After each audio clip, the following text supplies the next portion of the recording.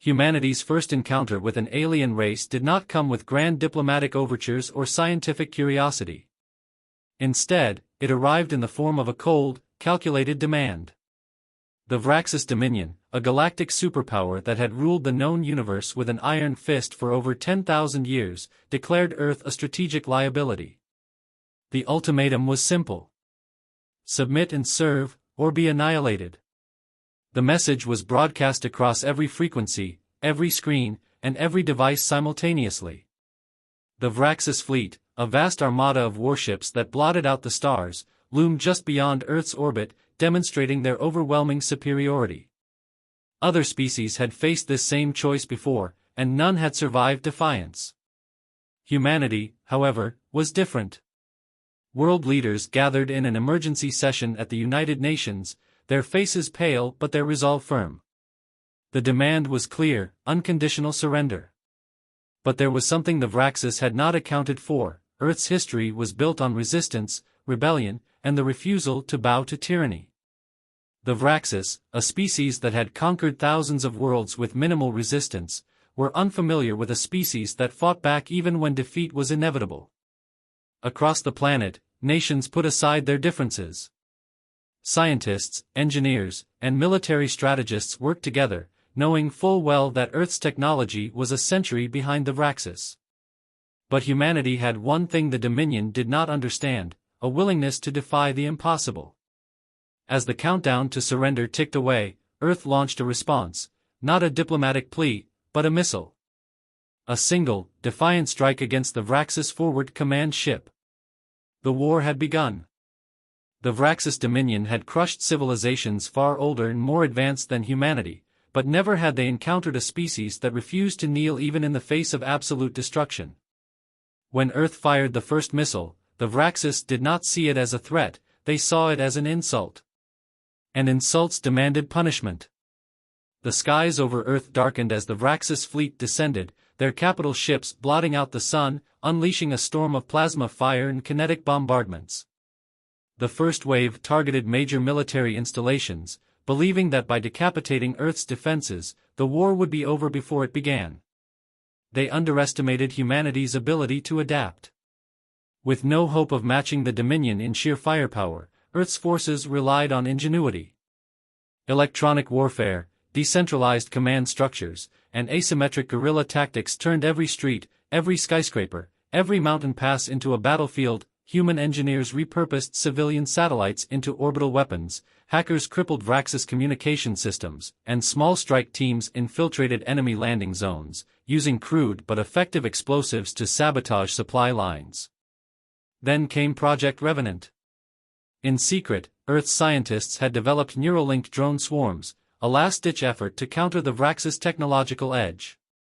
These AI-controlled fleets, guided by human pilots jacked directly into the system, turned the skies into a storm of coordinated destruction. Vraxis warships found themselves overwhelmed not by superior firepower, but by sheer unpredictability. For the first time in history, the Vraxis took losses from a pre-spaceflight civilization, and the galaxy was watching.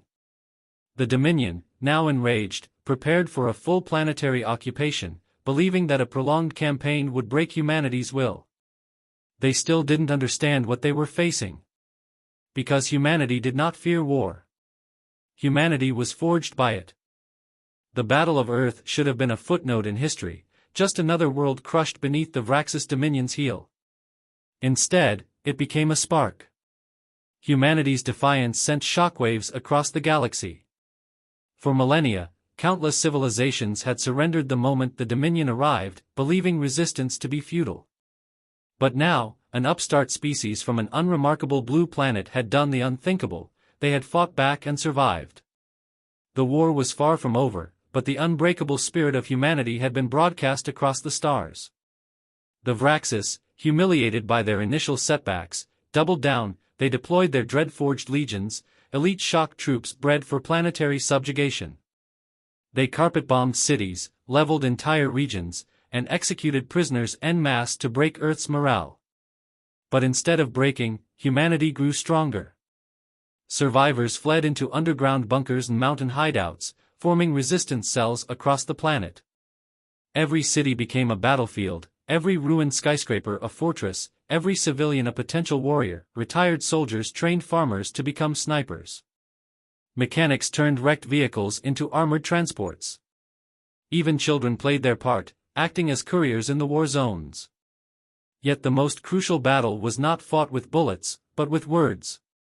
Across the galactic underground, alien species who had lived under the Dominion's rule for generations began to question their chains. Smugglers and rebel factions, once scattered and leaderless, now had a cause to rally behind. If Earth could fight, why couldn't they?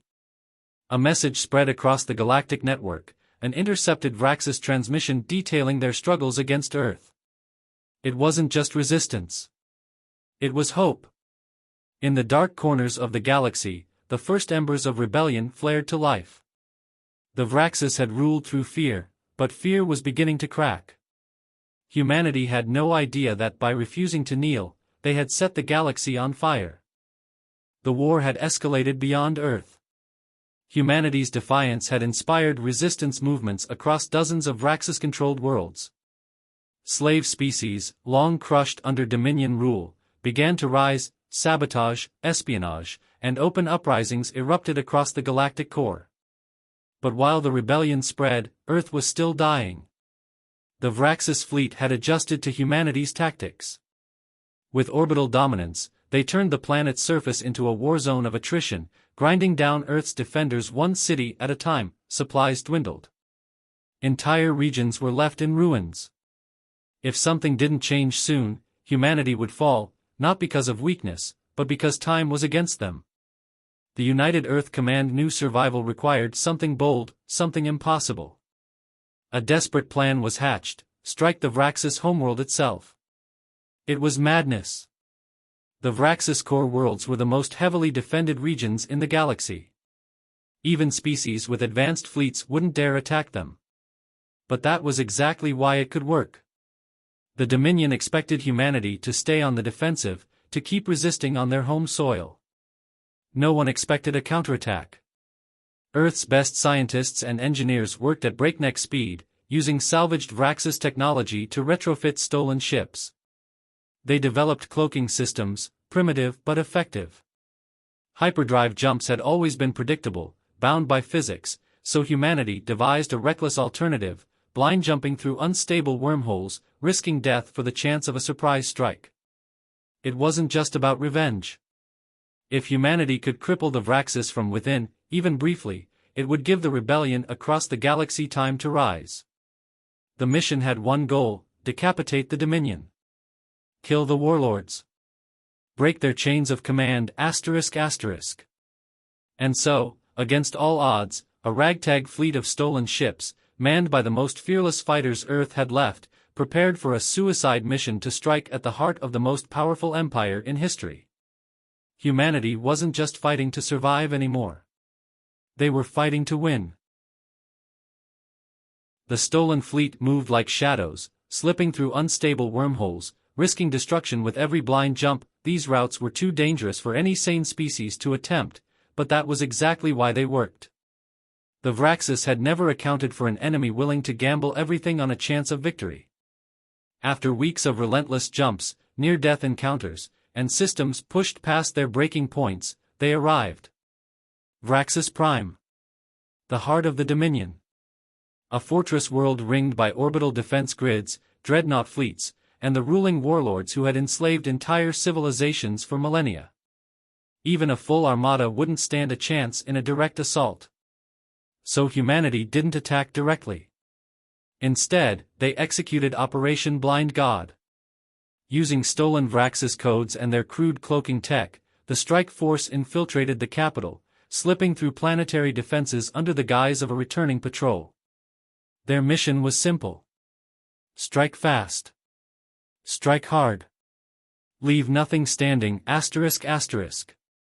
Elite human operatives, trained in the fires of Earth's brutal resistance, deployed in drop pods, crashing directly into the Vraxis High Command citadel. They fought like demons, using scavenged Dominion weapons against their own makers. The Vraxis had never encountered soldiers who fought not just with skill, but with sheer, reckless fury. As the chaos erupted, another team hacked into the Vraxis war network. Within minutes, the Dominion's entire military infrastructure was thrown into disarray, fleets lost contact. Planetary governors panicked. The iron grip of Vraxis control began to slip.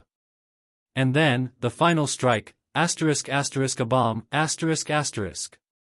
Not just any bomb. A hypercharged antimatter warhead, built from stolen Dominion tech and Earth's own ingenuity. Designed to level the entire Citadel and take the Vraxis ruling class with it. The operatives barely made it out as the Citadel erupted in a blinding explosion, sending fire and debris miles into the sky. The Dominion's leaders, ****, the architects of 1,000 years of conquest, were dead, ****. But humanity had no time to celebrate.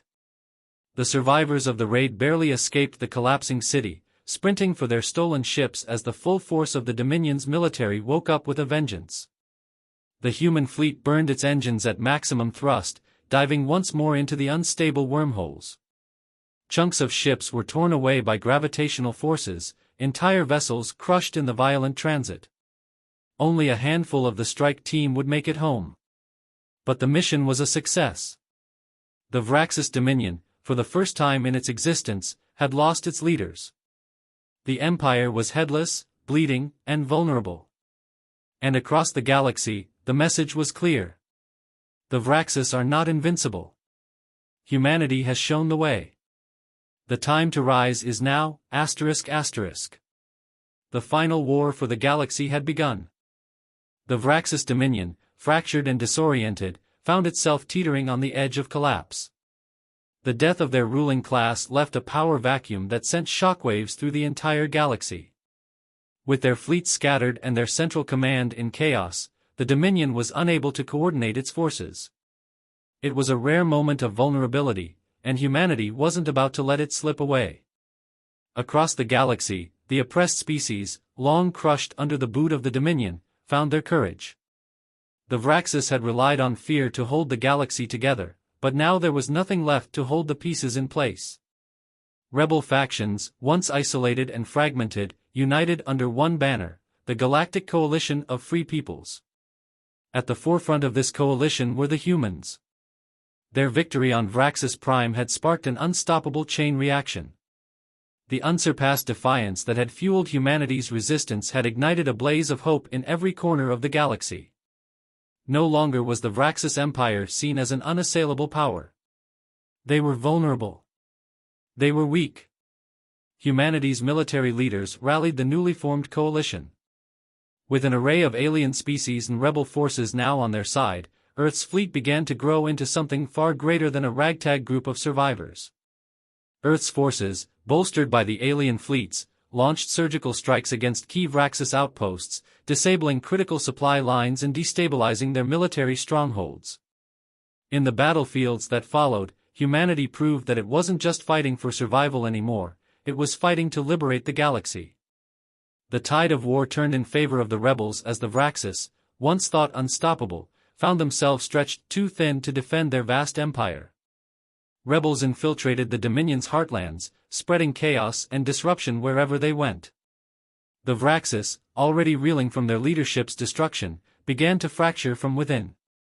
In one particularly pivotal moment, a coalition fleet attacked the Vraxis capital's last line of defense, an orbital defense grid that had kept enemy forces at bay for centuries.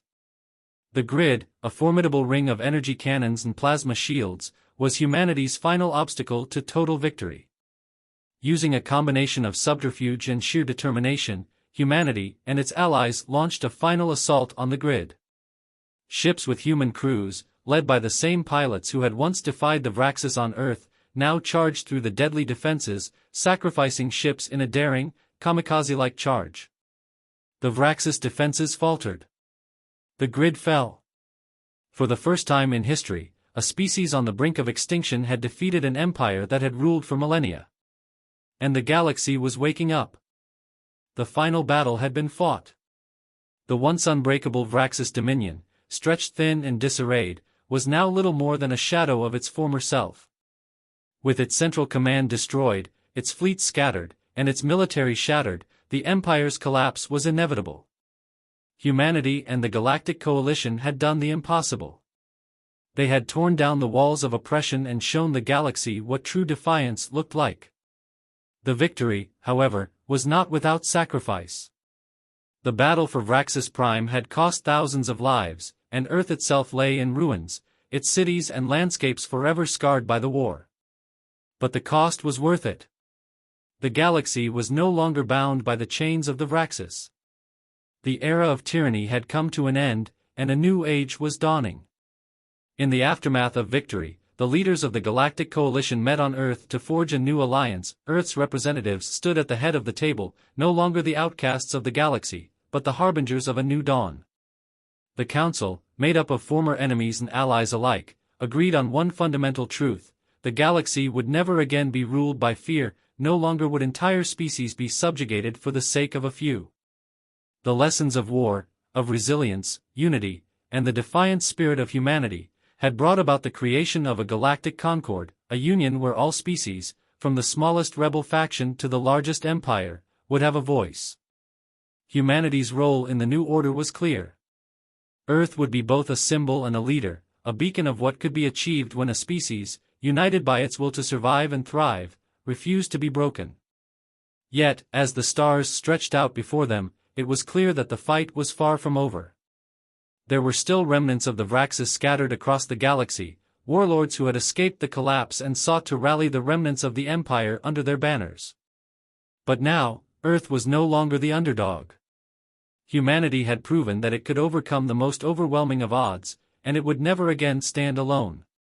The galaxy, for the first time in millennia, was free. And it was humanity's defiant spirit that had brought it into the light. The rise of Earth was not just a victory over an empire. It was the birth of a new era. An era where hope burned brighter than the stars, and where no species would ever again bow before the might of tyranny. The galaxy was wide and filled with possibilities, and humanity was ready to lead it into a future of freedom, unity, and unshakable hope.